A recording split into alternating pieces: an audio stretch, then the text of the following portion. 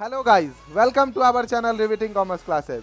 And guys, ये एक basics of accounting terms का थर्ड वीडियो है जिसमें हम लोग को पढ़ना है रिसीवेबल्स, पेएबल्स, एक्सपेंडिचर, एक्सपेंस और लॉसेज। मतलब है कि रिसीवेबल और पेएबल्स में डिफरेंस और एक्सपेंडिचर, एक्सपेंस और लॉसेज में डिफरेंस। जनरली बच्चों को एक्सपेंडिचर और एक्सपेंस में क्या होता है कि समझ में नहीं आता है कि एक्सपेंडिचर किसको बोले, लॉस किसको बोले। तो इस सब के बारे में इस वीडियो में हम लोग पढ़ेंगे। तो गाइज, इससे पहले का 2 वीडियो बन चुका है बेसिक्स ऑफ अकाउंटिंग टर्म्स का, जिसका आप लोग जा करके आई बटन पे लिंक आ रहा होगा, वहां से जा करके देख सकते हैं। आई बटन पे पूरा सीरीज में लगा हुआ होगा सारा, आप लोग वहां से जाके देख सकते हैं। अगर नहीं देखे हैं तो जाके देख लीजिए, और देखे हैं तो चलिए इस वीडियो को शुरू करते हैं।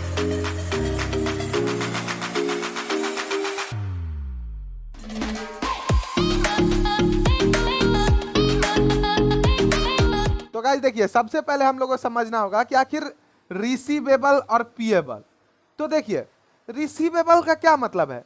रिसीवेबल मतलब रिसीवेबल, रिसीव करने वाला। तो जिससे भी हमको पैसा रिसीव करना होगा वो सब किस कैटेगरी में आ जाएगा, रिसीवेबल्स के कैटेगरी में। अब कौन सब होता है पैसा रिसीव करने वाला, तो सबसे पहले डेटर आप लोग जैसा कि सेकंड वीडियो देखे होइएगा तो उसमें क्या था, डेटर और क्रेडिटर को हम अच्छे से समझाए थे। तो डेटर मतलब क्या होता है, जिससे हमको पैसा लेना बाकी है। क्या करना है, लेना बाकी है, ठीक है। तो वही हो गया मेरा क्या, डेटर। तो डेटर भी हमको पैसा देगा तो हमको उसे क्या करना है, लेना है। मतलब क्या करना है, पैसा रिसीव करना है। तो रिसीव करना है तो वो किस कैटेगरी में आ जाएगा, रिसीवेबल्स कैटेगरी में। और बिल्स रिसीवेबल, देखिए ये भी एक रिटन डॉक्यूमेंट होता है, ठीक है। जब हम लोग बिल्स ऑफ एक्सचेंज पढ़ाएंगे अभी तो उसमें समझ में आ जाएगा। देखिए, और क्या है पेएबल्स।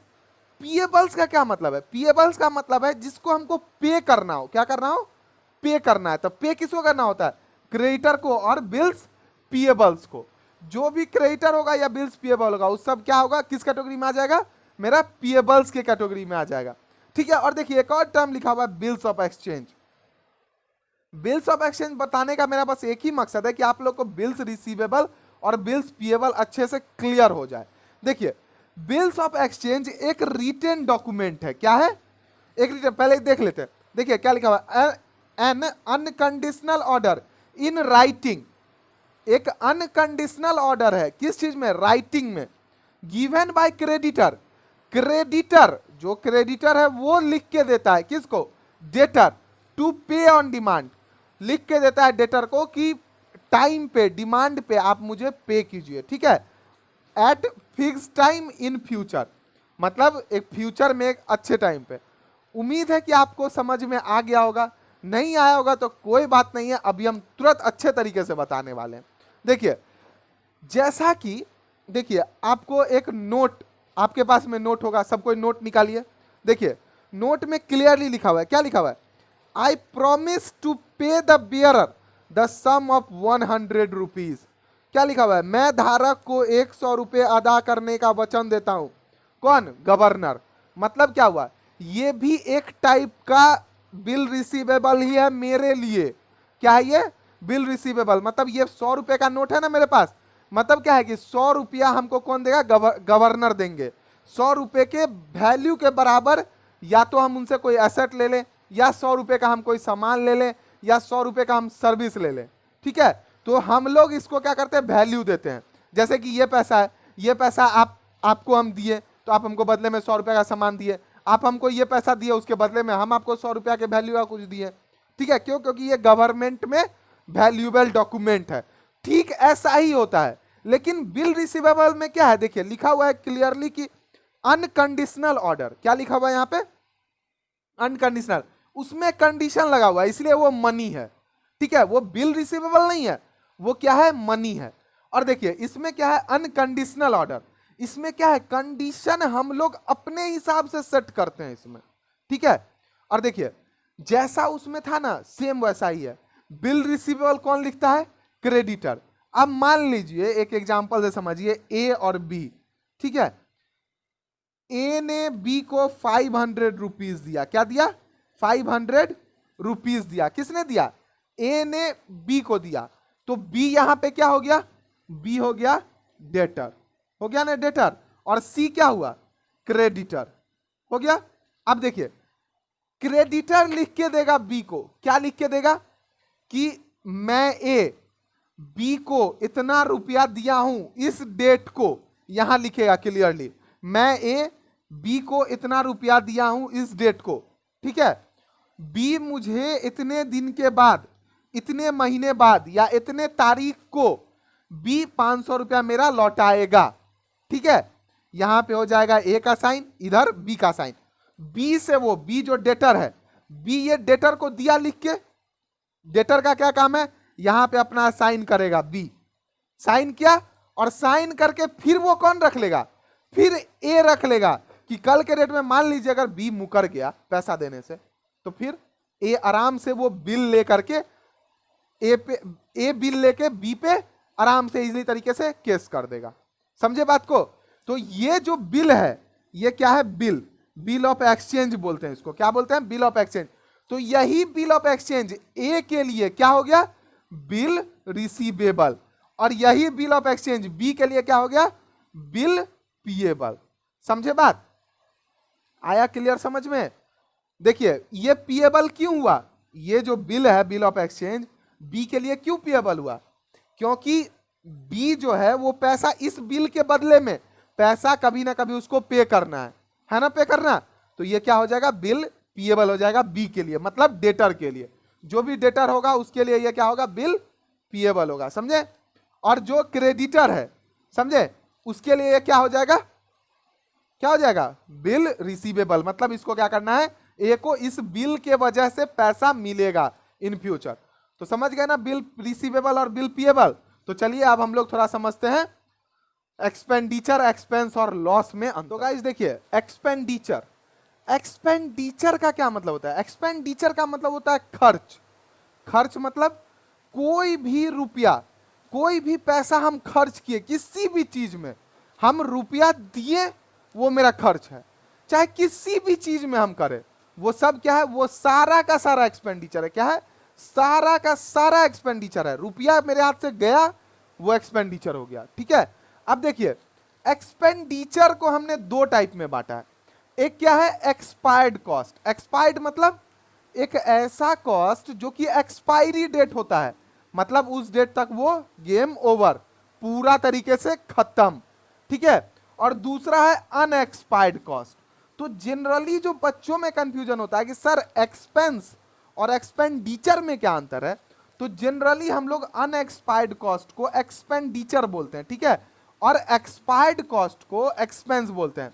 एक्सपायर्ड कॉस्ट का मतलब तो समझ गए कि जो भी रुपया जो खर्च हो जाए, पूरे तरीके से साल भर के अंदर खत्म हो जाए, जो भी हम जो खर्च किए, मान लीजिए कि हम 10 रुपया, हम 30 रुपया इस मार्कर में खर्च किए, ठीक है, और ये 2-3 महीने के अंदर में पूरा तरीके से मार्कर डेड, हम फेंक दिए मार्कर, तो क्या हो गया, पूरे तरीके से ये खर्च हो गया। तो ये मेरा क्या हो गया, ये हो गया मेरा एक्सपेंस। समझे ना, एक्सपेंस। एक्सपायर्ड मतलब ये पूरे तरीके से एक अकाउंटिंग पीरियड में एक्सपायर कर जा रहा है, ठीक है। अब जैसे देखिए अनएक्सपायर्ड कॉस्ट, अब पैसा हम मार्कर में भी लगाएं, पैसा हम बोर्ड में भी लगाएं, ठीक है। अब इस बोर्ड को हम सालों साल यूज करेंगे, लंबे टर्म तक यूज करेंगे इसको। जरूरी तो नहीं है कि इसी अकाउंटिंग पीरियड में ये खराब हो जाएगा, टूट जाएगा तो ये खराब हो जाएगा, ऐसा नहीं होगा। ये लंबे समय तक चलेगा ये बोर्ड। तो ये जो लंबे समय तक चलेगा, जो नेक्स्ट अकाउंटिंग ईयर में भी यूज होगा, जो आज हम पैसा खर्च किए इस बोर्ड के पीछे, और ये नेक्स्ट, उसके नेक्स्ट ईयर में भी ये यूज हो रहा है कंटिन्यूअसली, तो यही क्या हो जाएगा, इसी को हम लोग बोल देते हैं एक्सपेंडिचर, ठीक है। अनएक्सपायर्ड जो कि एक्सपायर नहीं हो रहा है। समझे बात को? अब देखिए, एक्सपेंस दो टाइप का हमने बांटा। क्या क्या बांटा, यूटिलाइज्ड कॉस्ट और लॉस्ट कॉस्ट। यूटिलाइज्ड कॉस्ट का क्या मतलब होता है, यूटिलाइज्ड कॉस्ट का मतलब होता है जो खर्च करके हमने यूज कर लिया। क्या कर लिया, खर्च करने के बाद यूज कर लिया। जैसे ये मार्कर में क्या हो गया, खर्च किए और इसको हम लिख के यूज कर रहे हैं, ठीक है, यूज करके यूटिलाइज्ड कर दिए, ये हो गया यूटिलाइज्ड कॉस्ट, ठीक है। जैसे इलेक्ट्रिसिटी बिल जो हम पे कर रहे हैं, तो उसके वजह से बल्ब जल रहा है, फैन चल रहा है, एसी चल रहा है, तो ये क्या हो गया, यूटिलाइज्ड कॉस्ट हो गया। उसके बदले जो हम बिल पे कर रहे हैं, ठीक है, वो यूटिलाइज्ड कॉस्ट में आ गया। और एक है लॉस्ट कॉस्ट। अब लॉस्ट कॉस्ट क्या होगा, देखिए वैसा कॉस्ट जिसको हमने पे तो किया लेकिन हमने यूज नहीं कर पाया। अब वो कैसे, अब जैसे कि देखिए हम कल ही एक इंक खरीद के लाए थे, ठीक है, इंक का बोतल खरीदे, मार्कर में हम इंक डाल रहे थे और वो बोतल मेरे हाथ से स्लिप कर गया, पूरा इंक गिर गया, तो वो क्या हो गया, लॉस्ट हो गया, लॉस लग गया। तो वही चीज है लॉस्ट कॉस्ट। मतलब जैसे कि आप कोई दुकान खोला, ठीक है, दुकान खोला और उसके दुकान में एक आग लग गया, तो क्या हो गया, लॉस बाय फायर। वो बेच तो नहीं पाया सामान को, यूज तो वो नहीं कर पाया। अब जैसे कि देखिए आप पिज्जा खरीद के लाए और खाने ही वाले थे कि पिज्जा गिर गया हाथ से, तो जैसे ही गिर गया वो क्या हो गया, लॉस्ट कॉस्ट हो गया, समझे, वो क्या हो गया, हरा गया, मतलब लॉस्ट हो गया। तो इसी लॉस्ट कॉस्ट को हम लोग क्या बोलते हैं, लॉस। समझ रहे बात, यही लॉस्ट कॉस्ट मेरा क्या बनेगा, लॉस बनेगा। मतलब हम बिना यूज किए हुए उस चीज को यूज भी नहीं कर रहे हैं और मेरा पैसा फालतू में जा रहा है, जा रहा है, जा रहा है। जैसे कि आप देखिए इतना मेहनत करके इतना पैसा लगा कि हम वीडियो बना रहे हैं, आप लोग अभी तक लाइक नहीं किए हैं, लाइक नहीं किए तो क्या हो रहा है, मेरा लॉस जा रहा है ना एक तरीके से। तो फटाफट जल्दी से आप लाइक कर दीजिए इस वीडियो को, ठीक है। देखिए समझ गए ना लॉस का मतलब, लॉस समझ गए, यूटिलाइज समझ गए, और एक्सपेंडिचर और एक्सपेंस में समझ गए अंतर। अब देखिए ये टोटल 3 टाइप से है बटा हुआ। एक्सपेंडिचर जो है कितने पार्ट में है, 3 में है। सबसे पहला क्या है, कैपिटल, कैपिटल एक्सपेंडिचर, समझे, क्या है, कैपिटल एक्सपेंडिचर। दूसरा क्या है, दूसरा है रेवेन्यू, रेवेन्यू एक्सपेंडिचर, समझे, क्या समझे। और तीसरा क्या है, डेफर्ड रेवेन्यू एक्सपेंडिचर। क्या है तीसरा, क्या है, जल्दी बोलिए, डेफर्ड रेवेन्यू एक्सपेंडिचर। अभी हम सब समझाने वाले हैं। देखिए deferred revenue expenditure, expenditure, capital expenditure. Expenditure को मेनली आप जनरली कहीं भी पढ़िएगा तो वो 3 पार्ट में बांटा हुआ है, एक कैपिटल एक्सपेंडिचर, एक रेवेन्यू एक्सपेंडिचर और एक डेफर्ड रेवेन्यू एक्सपेंडिचर, ठीक है। इसी 3 पार्ट में बांटा गया है। लेकिन उससे भी ऊपर है एक एक्सपायर्ड अनएक्सपायर्ड, जिसको हमने बांट के आपको समझा दिया। अब देखिए कैपिटल एक्सपेंडिचर का मतलब हुआ वैसा खर्च जो कि हम लोग क्या किए, कैपिटल मतलब कोई एसेट खरीदने के लिए किए। क्या चीज के लिए, एसेट्स। आप जैसे कि एक चीज बता रहे हैं, गर्लफ्रेंड, मान लीजिए गर्लफ्रेंड बनाना है आपको, तो क्या करना होगा, एक अच्छा दिखने के लिए एक मतलब बाइक आपको लेना होगा। बाइक में आपको पेट्रोल डालना होगा, उसको घुमाने अगर लेकर के जाना है तो आप जो बाइक खरीदे हैं वो क्या होगा, सिर्फ उस पे सिर्फ आपकी गर्लफ्रेंड ही घूमेगी क्या, नहीं, उसको हम 2 साल 4 साल, मान लीजिए 1 साल में ब्रेकअप हो गया तो दूसरे साल फिर हम क्या करेंगे, दूसरी गर्लफ्रेंड बनाएंगे, उसको फिर बैठाए घुमाएंगे उस पर। समझ रहे बात। तो वो क्या हो रहा है, वो हम बार बार यूज हो रहा है, मतलब ईयर बाय ईयर चेंज हो रहा है, ईयर बाय ईयर वो चलता जा रहा है कंटिन्यूअसली। बाइक जो हम खरीदे, बाइक मेरा क्या है, एसेट है, तो वो क्या हो रहा है, कंटिन्यू हम लोग उसको यूज कर रहे हैं और रेगुलर बार बार ईयर में आने वाले अकाउंटिंग टर्म में हमको उसका यूज हो रहा है। समझ रहे बात को, तो वो क्या हो गया, एसेट हो गया। अब उसी में एक चीज है पेट्रोल। अब जब भी घुमाने आप जाइएगा तो क्या होगा, पेट्रोल तो आपको डालना पड़ेगा। तो पेट्रोल जो डालिएगा वो पेट्रोल क्या है, रेवेन्यू। जितना बार आपको घुमाने जाना है उतना बार पेट्रोल डालना पड़ेगा। समझ रहे हैं, वही हो गया रेवेन्यू एक्सपेंडिचर, मतलब पेट्रोल, यहां पे लिख दीजिए पेट्रोल, समझे। अब देखिए रेवेन्यू का मतलब हुआ जो खर्च हमको बार बार करना पड़ रहा है। अब जैसे इलेक्ट्रिसिटी बिल जो हम पे कर रहे हैं यहाँ का, तो क्या हो रहा है, जितना बल्ब यूज कर रहे हैं उतना इलेक्ट्रिसिटी बिल आ रहा है, फिर कल यूज करेंगे फिर आएगा बिल, फिर अगले मंथ यूज करेंगे फिर आएगा बिल। मतलब जितना हम यूज कर रहे हैं उतना ज्यादा हमको पे करना पड़ रहा है, समझे। तो यहाँ पे क्या लिख दीजिए, इलेक्ट्रिसिटी बिल, ठीक है, रेवेन्यू एक्सपेंडिचर में। अब यही बता रहे इलेक्ट्रिसिटी बिल, लेकिन इस बल्ब जलाने के लिए हमको बल्ब खरीदना पड़ रहा है, ठीक है। तो बल्ब क्या है, बल्ब हो गया मेरा कैपिटल, ठीक है। तो बल्ब मेरा क्या हो गया, बल्ब मेरा हो गया कैपिटल एक्सपेंडिचर। समझ रहे ना बात को, क्यों, क्योंकि ये हम इस साल भी यूज कर रहे हैं, नेक्स्ट ईयर भी यूज करेंगे, उसके नेक्स्ट ईयर भी हम यूज करेंगे, ठीक है। जैसे कि आप बाइक खरीदे तो इस ईयर भी यूज किए, फिर नेक्स्ट ईयर भी, फिर नेक्स्ट ईयर भी, और पिछले 2-3 साल से भी यूज करते आ रहे हैं। लेकिन पेट्रोल में क्या हो रहा है, एक बार डाले, घूमे, कहानी खत्म, फिर अब दोबारा घूमने जाना है, फिर पेट्रोल डालना है। समझ रहे हैं ना? तो यही है क्या, रेवेन्यू एक्सपेंडिचर। समझ रहे हैं? और ये क्या है, कैपिटल एक्सपेंडिचर। आप देखिए, अब आप बोलिएगा सर डेफर्ड रेवेन्यू एक्सपेंडिचर क्या है? DEFERRED क्या है, डेफर्ड रेवेन्यू एक्सपेंडिचर। अब देखिए, कुछ जो एक्सपेंडिचर होता है वो होता तो है खर्च, ठीक है, होता तो है खर्च, लेकिन हम लोग उसको नेक्स्ट ईयर, उसके नेक्स्ट ईयर भी दिखाते हैं। अब जैसे कि रिवेटिंग कॉमर्स क्लासेस का जो हम प्रचार करते हैं, एडवर्टाइज करते हैं, क्या उसका बेनिफिट हमको सिर्फ इसी साल होगा क्या?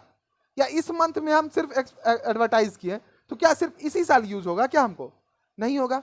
वो अगले साल भी मेरे कुछ बच्चे आएंगे वो एडवर्टाइजमेंट की वजह से, उसके अगले साल भी आएंगे कुछ एडवर्टाइजमेंट को देख के। समझ रहे बात को? तो वो क्या हो गया, हम इस ईयर भी उसको कुछ रिटर्न डाउन करेंगे, फिर उसके अगले ईयर भी हम कुछ रिटर्न डाउन करेंगे। तो कुछ ऐसे एक्सपेंस हैं जिसको हम रेगुलर यूज नहीं करते हैं, एक ही अकाउंटिंग ईयर में कंप्लीटली उसको दिखा नहीं देते हैं, उसको कंप्लीटली डिस्ट्रॉय नहीं करते हैं, उसको हम लोग बचा के रखते हैं कि अगले ही साल भी कुछ खर्च करेंगे, उसके अगले साल भी कुछ खर्च करेंगे, और उसके अगले साल भी कुछ हम अकाउंटिंग में दिखाएंगे। क्योंकि मान लीजिए ये एडवर्टाइजमेंट हम करते हैं, अब मेरा एक एडवर्टाइजमेंट का कॉस्ट आ जाता है 50,000, ठीक है, तो 50,000 जो हम एक ही बैलेंस शीट में दिखा दें, इसी साल के बैलेंस शीट में अगर हम 50,000 दिखा देंगे तो मेरा प्रॉफिट क्या हो जाएगा, बहुत ही ज्यादा लो हो जाएगा। लेकिन इस एडवर्टाइजमेंट के वजह से हमको नेक्स्ट ईयर भी तो कुछ बेनिफिट होंगे, कुछ स्टूडेंट्स आएंगे वहां से, तो क्या होगा, हम क्या करेंगे, 25,000 हम इस ईयर दिखा देंगे और फर्स्ट ईयर में, और सेकेंड ईयर में फिर हम 25,000 दिखा देंगे। समझे? तो यहां पे क्या हो रहा है, मेरा इस जो एडवर्टाइजमेंट एक्सपेंस हुआ इसी साल, लेकिन हम उसको यूज क्या कर रहे हैं, बार बार क्या कर रहे हैं, नेक्स्ट ईयर में, फिर नेक्स्ट ईयर में हम उसको विड्रॉ कर रहे हैं। समझ रहे बात को? समझ गए ना? डेफर्ड में क्या हो जाएगा, एडवर्टाइजिंग एक्सपेंस। समझे?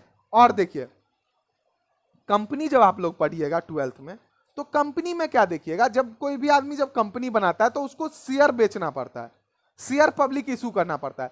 तो शेयर जो हम इशू करेंगे उसमें भी हमको बहुत सारा खर्च आता है, ठीक है, जैसे ब्रोकरेज लगेगा, कुछ बहुत सारा खर्च आएगा। तो वो सब जो है शेयर का जो भी खर्च आता है वो सब हम एक ही साल नहीं लिख देते हैं। अगर एक ही साल हम लिख देंगे तो उससे क्या होगा, मेरा बहुत ही ज्यादा लो हो जाएगा मेरा प्रॉफिट, ठीक है। तो उसको हम लोग क्या करते हैं, कंटिन्यूअसली 2 या 3 साल में हम लोग उसको, या 5 साल में, जैसा आपको अकाउंटिंग बोलेगा उसके हिसाब से हम फर्म पे वो डिपेंड करता है, ठीक है। तो उसके हिसाब से हम क्या करते हैं, उसको विड्रॉ करते हैं। तो वो भी जो खर्च है वो भी क्या है, डेफर्ड रेवेन्यू एक्सपेंडिचर है। लॉस ऑन शेयर हो गया, लॉस ऑन डिबेंचर हो गया, ठीक है, ये सब क्या हो जाएगा आपको, एक्सपेंस, डेफर्ड रेवेन्यू एक्सपेंडिचर। जैसे कि आपको हो गया discount on issue of share, जब हम लोग शेयर परचेज करते हैं तो उसमें कोई कोई शेयर में डिस्काउंटेड शेयर भी होता है। तो वो जो कंपनी को जो लॉस लग रहा होगा डिस्काउंट करने में, क्या वो एक ही साल में कंप्लीट, वो एक ही साल में विड्रॉ कर देगा? नहीं करेगा, वो 2-3 साल में विड्रॉ करेगा। तो वो भी क्या हो जाएगा, डेफर्ड रेवेन्यू एक्सपेंडिचर ही हो जाएगा। समझे बात को? तो ये सब डेफर्ड हो गया। रेवेन्यू समझ गए ना, कैपिटल और रेवेन्यू में अंतर समझ गए, कैपिटल क्या है और रेवेन्यू क्या है, और डेफर्ड रेवेन्यू एक्सपेंडिचर क्या है। क्लियर हो गया ना पूरा? और अगर नहीं हुआ तो एक और वीडियो मेरा बहुत पहले हम बनाए थे, अब उसमें हम बहुत अच्छे से उसको एक्सप्लेन किया, उसका भी हम आई बटन पे लिंक डाल दे रहे हैं, आप लोग वहां से आके देख लीजिएगा, ठीक है। और देखिए लॉस, लॉस में क्या हुआ, डिक्रीज इन इक्विटी, ठीक है, decrease in equity capital from incidental transaction of the firm. मतलब लॉस का मतलब क्या होता है कि डिक्रीज इन इक्विटी, इक्विटी या कैपिटल, कंपनी में जाइए तो इक्विटी, ठीक है, फर्म में आइए तो कैपिटल। तो फर्म या कैपिटल या इक्विटी में क्या होगा, कम होगा, डिक्रीज होगा, ठीक है। किसके वजह से, इंसिडेंशियल ट्रांजैक्शन, मतलब एकाएक कुछ ऐसा हो जाएगा जिसके वजह से हमको लॉस लग जाएगा। कुछ ऐसा एकाएक ट्रांजैक्शन होगा जो कि हम लोग को पता नहीं है, लॉस लग जाएगा। जैसे बोर्ड है, टूट गया, लॉस लग गया, तो वो क्या है, लॉस है। समझ रहे बात को? एकाएक मतलब मेरे फॉर्म, किसी के फॉर्म में एकाएक आग लग गया, तो वो क्या हो गया, लॉस बाय फायर, तो वो क्या है, लॉस है। समझ रहे ना लॉस को? वही लॉस यहां हम लॉस्ट कॉस्ट में बताए थे। पूरे तरीके से आप समझ गए। एक्सपायर्ड किसको बोलते हैं, अनएक्सपायर्ड किसको बोलते हैं, एक्सपेंडिचर का कितना पार्ट है, एक्सपायर्ड अनएक्सपायर्ड। एक्सपायर्ड किस में आ गया, कैपिटल में। अनएक्सपायर्ड में कौन कौन आ गया, यूटिलाइज्ड और लॉस्ट कॉस्ट। लॉस्ट कॉस्ट चला गया लॉस में, यूटिलाइज्ड दो भाग में बट गया, रेवेन्यू और डेफर्ड में। समझ रहे हैं बात को। और देखिए डेफर्ड रेवेन्यू एक्सपेंडिचर को भी हम लोग एसेट साइड में लिखते हैं बैलेंस शीट के, लेकिन ये एसेट नहीं होता है। इसको क्या बोलते हैं, फिक्टिशियस एसेट, मतलब झूठ फूस का एसेट। समझ रहे हैं ना बात को। और देखिए इसमें और इसमें अंतर क्या है, एसेट में हम जब चाहेंगे एसेट को बेच के कैश कर सकते हैं। जब हमको मन होगा बाइक को बेच दिए कैश कर लिए, कार को बेच दिए कैश कर लिए, लैंड को बेच दिए कैश कर लिए।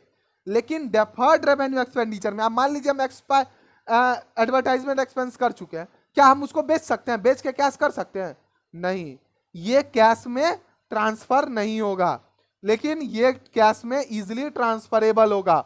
दोनों का बेनिफिट हमको लॉन्ग लाइफ मिल सकता है, ठीक है। इसका कुछ ज्यादा मिलेगा, इसका जब तक मेरा मन का है तब तक मिलेगा। समझ गए ना बात को, पूरे तरीके से समझ गए। तो गाइज इसी के साथ ये पूरा टॉपिक हुआ कंप्लीट। और अगर ये वीडियो पसंद आया तो जल्दी से लाइक कर दे इस वीडियो को, और अपने दोस्तों के बीच में शेयर करें, क्योंकि ये बहुत ही इंपॉर्टेंट टॉपिक है। एक्सपेंडिचर, एक्सपेंस और लॉस, जनरली सारे बच्चों को इसमें कंफ्यूजन होता है, बिल्स ऑफ एक्सचेंज में भी कंफ्यूजन होता है। तो ज्यादा से ज्यादा इस वीडियो को शेयर करें, और अभी तक अगर आपने सब्सक्राइब नहीं किया तो जाके सब्सक्राइब करें मेरे चैनल रिवीटिंग कॉमर्स क्लासेस को, और सब्सक्राइब करते के साथ ही घंटा बजाना ना भूलें।